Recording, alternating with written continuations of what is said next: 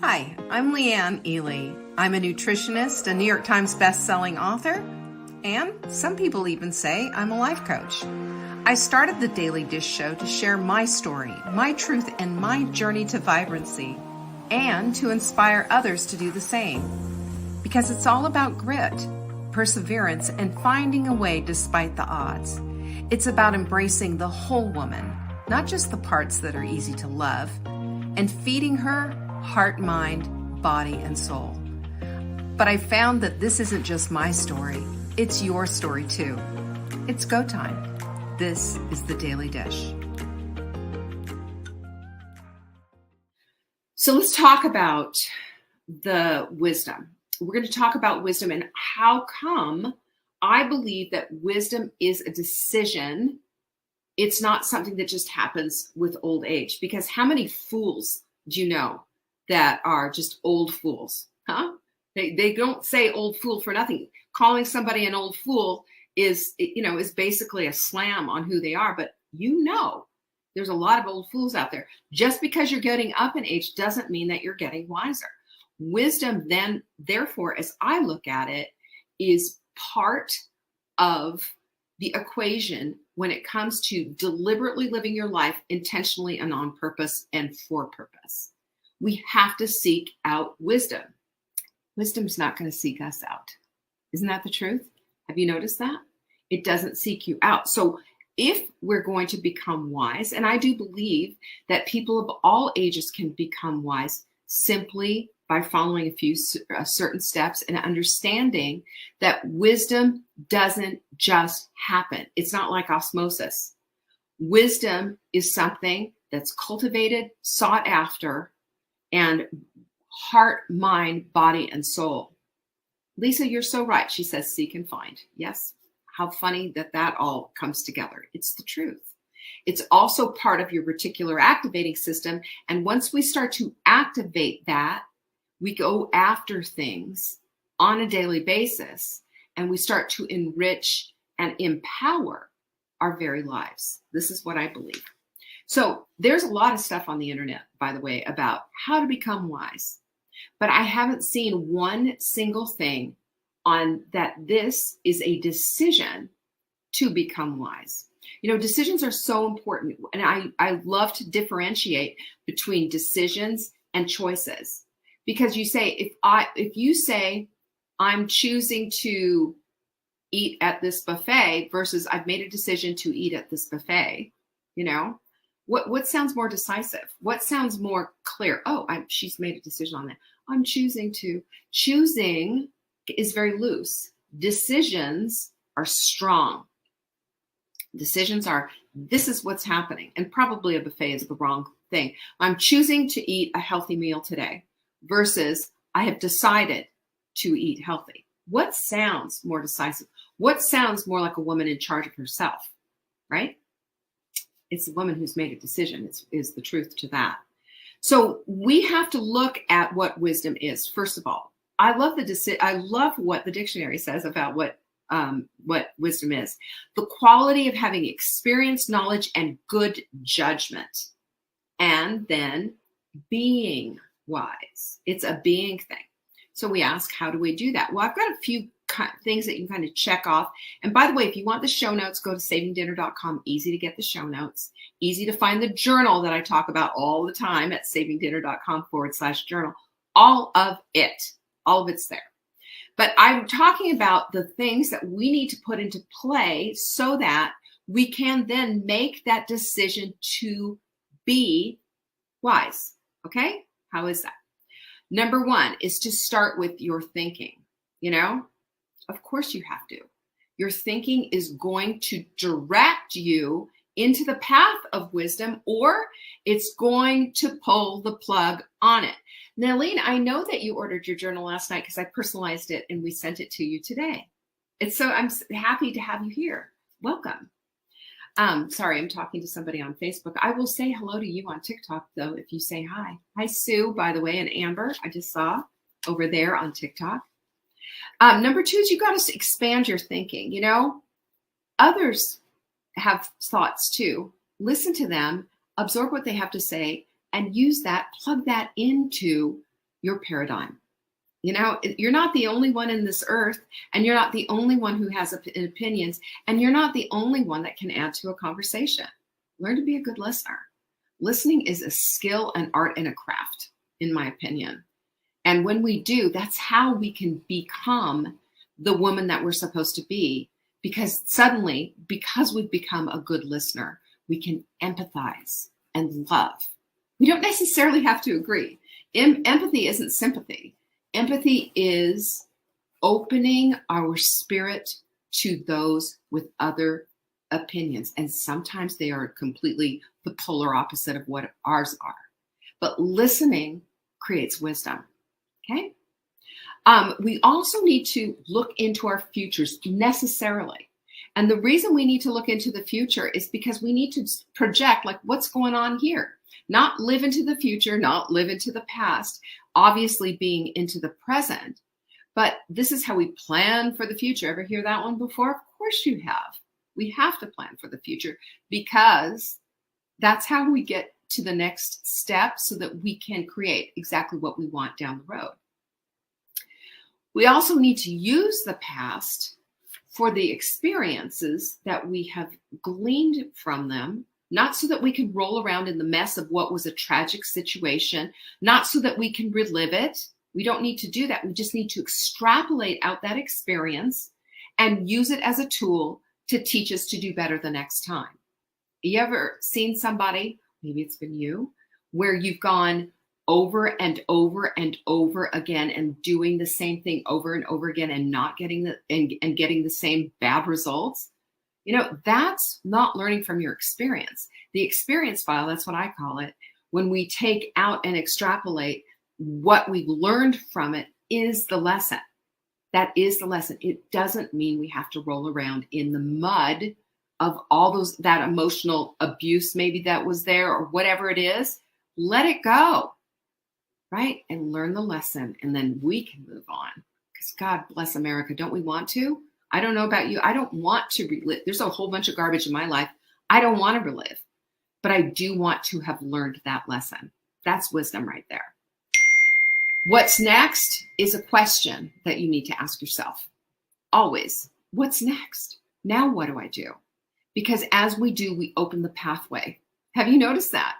Follow the yellow brick road. We talked about that this week. When you follow the yellow brick road, it's one step after the other. We don't know how it's going to wind and change and all of that. We just know that we just need to stay on that path. That is what's next. And having faith that we're going to be okay and having faith that life is always working out on our behalves, that's the thing that gets us to the next place. And it creates wisdom along the way. Okay? I love that one so much. And the other thing is you have to know who you are, why you're here, and what your purpose is.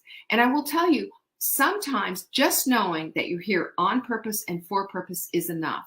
And being open to that and what that all entails, then things start to unfold in front of you. We open up our minds to possibility, open the door to what could possibly be. And we ask the what if questions, the good ones, the juicy ones. The what if I decided to do this trip? What if I decided to take that job? What if I stretched myself and did something that's a little bit beyond my comfort zone? What if you did? What would that do? How could that open things up? Start thinking in those terms. And the ultimate alignment assignment that we have in our lives is figuring out our purpose and figuring out our purpose and why we're here on purpose. What is the deal? Sometimes our purposes, if I am going to be completely honest, I had one of those in my life, was at a time of just caretaking for my mother and just keeping my business afloat. But I spent an enormous amount of time with my mother. She needed me. That was a purpose. It was a beautiful purpose. It was short term. It was a season of my life. And we all have that. If you're raising children right now, you understand what that is. If you're doing something that isn't going to last forever, that is a purpose. And it's a beautiful one. Embrace it. So when we decide to become wise, though, here's the deal. We understand that we have limitations. You get that? Do you understand that you have limitations? That doesn't mean we have to dwell on our limitations, say we can't, I can't, I can't. But we also can't be know-it-alls because they are the most annoying people on the planet. You know, they have such ego, such arrogance, they're condescending, and usually they're unbiased. They're biased on everything that they think about. They think they know the answer to anything, and they're unwilling to learn a different perspective. Closed-minded. Unwise is closed-minded. Unwise all the way. So we can't go there. We have to not be those people. Instead, we have to understand we do have limitations, but we are a lot stronger, a lot wiser, and a lot more capable than we think we are. So keep that in mind as you're understanding your limitations. And remember too that the wisdom decisions shifts know-it-alls. It does. It shifts know-it-allness to perpetual students. And when we are a perpetual student, we're always learning. This is why I'm always reading. I want to be a perpetual student. I want to be always learning. It's how you keep your brain active. It's the way that one of the ways you keep dementia away, by the way. You can read about that. Go to PubMed and read all those studies. Absolutely interesting. First thing on the list to keep dementia away is exercise. And the second thing is learning new things. Then we add in the food. Then we add in the, all the other things. But isn't that interesting? Makes you think, doesn't it? The other thing that we need to be looking at is the creating the willingness part. I've already talked about that a little bit, but creating willingness creates the life that you want because it opens the door to all kinds of possibilities that maybe you weren't thinking about before.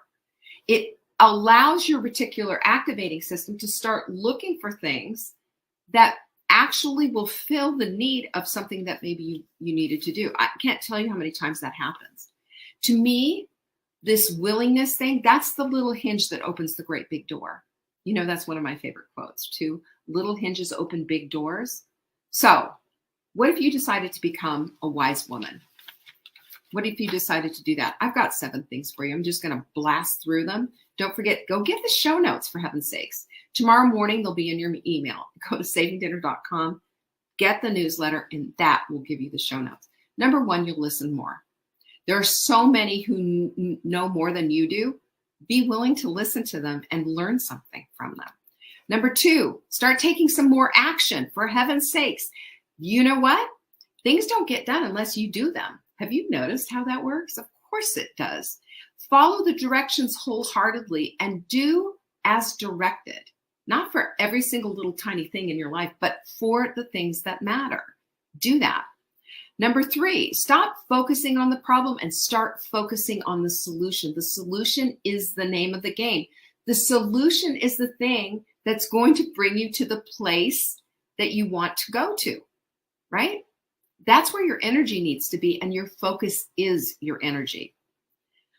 Leave the past alone, embrace the gift of today, and put your eye toward the future.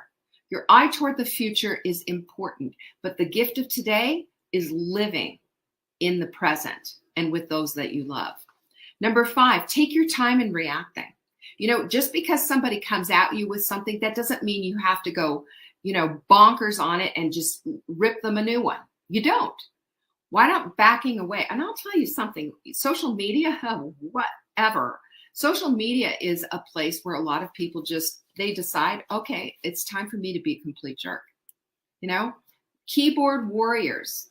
And that is just unnecessary. What we can do is build one another up. We can take a minute and say, maybe I don't quite believe everything that person said or whatever, but we don't have to go in there and be so rude and start ripping them apart. This is the thing. I've seen this a lot. We don't need to do that. You're better than that. Wise women don't do that, by the way. Number 6, use the tools in your toolbox so that you can build a customized bridge for the gap. The gap is here and here, right? You are here and you want to get to here. You've got to build that bridge. Your tools, meditation, journaling, goals, all of these things create the tangible bridge that you need in order to cross over. And I will tell you what number 7 is. It's loving that journey. Loving that journey of getting to that place and building that bridge, all of that. Do you know what that is? That is your life. And yes, we want the results. And yes, we want to get to the end. And yes, we want to say, I did it, I did it, I did it. But I'm going to tell you right now that when you embrace the journey and all the things that you learn along the way, that's when you become wise. You've made that decision. And let me just say this, wisdom drops clues all the time. You stop overreacting. You start realizing you know way less than you thought you did. You start trusting the beauty that's inside of you, that empathy, that beautiful self that we all possess. And you start standing firm in your knowing. Your intuition becomes a little bit more finely tuned. And that, my friends, to me, is just from one little decision. And that is choosing to become wise. Wise women do this on a daily basis. What do you think of that? Let me know in the comments what you thought of today's show. I appreciate you so much for showing up. Number one, don't forget about the Cravings Workshop. That is happening on Wednesday, October 12th at 7 p.m. Eastern. savingdinner.com/craving workshop. Okay? That's what's happening there. And the journal, of course, you can get the journal from savingdinner.com/journal. I personalize it to every single one of you. So I really appreciate all of your orders. And I appreciate that you're supporting a woman-owned business. I don't say that enough. Peace be with you. Love you all. Take care. I will see you tomorrow for Thirsty Thursday. Bye-bye. Thank you for joining me today. You can find me on TikTok for daily tips to help support your most vibrant life. And remember, you are the author of your own story. Until next time.